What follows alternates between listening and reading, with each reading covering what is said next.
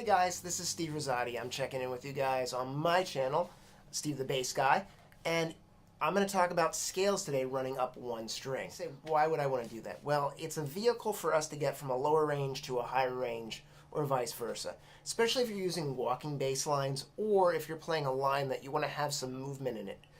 When we learn scales, we tend to learn them more horizontally, and once we start to add in second octaves, we might start to add in some different shapes and some different movements moving up the neck, which is going to give us a variety of notes to play. But if we're really thinking about, like, how do I play up and down just one string? The first place I like to start with is the E string. And it makes sense to do that simply because it's the first string that we're going to hit. So an E major scale, and if we're used to a box pattern, it's going to look something like that, right? We want to know the notes.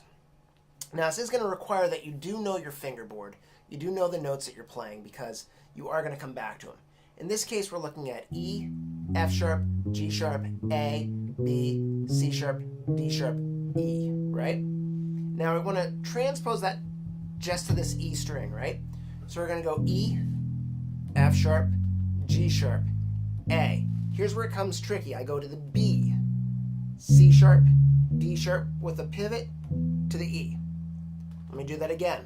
E, F sharp, G sharp, A.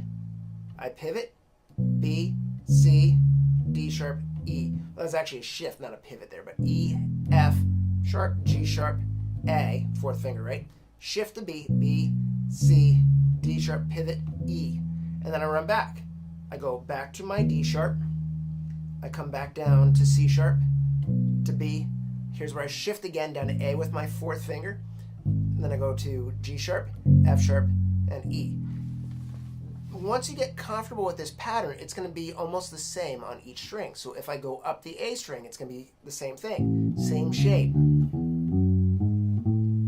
It will benefit you to really know those notes on the neck, though, especially if you're playing jazz and you're doing a walking bass line, because you want to know what those notes are that you're hitting. Patterns are an easy way to kind of work around the neck, but eventually you want to kind of know what you're playing. And with that, because then with that we can kind of get into some different locations, some different ideas. Now, like I said, it never hurts to actually know a bunch of variety of ways to play scales. But even being able to move up and down one string at a time is perfect.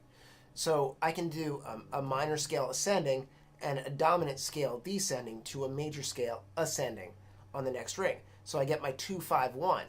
So if I go 2, like I start on E and I go, E, F sharp, G natural, because I'm making it minor this time. I have my A still with my fourth finger. I go to B with that shift. I go C sharp, D natural, and then I go E.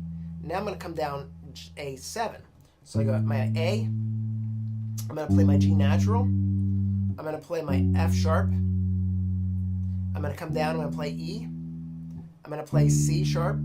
C sharp. I'm going to play D. I'm going to play my C sharp. I'm going to play my B, and then I'm going to play my A, and then I'm going to walk up D. And my D, my E, my F sharp, my G, my A, my B, my C sharp, and my D. So that gives me the ability to move up and down throughout the neck in a very easy pattern. But we should probably practice these up and down each string for a while until we really become comfortable.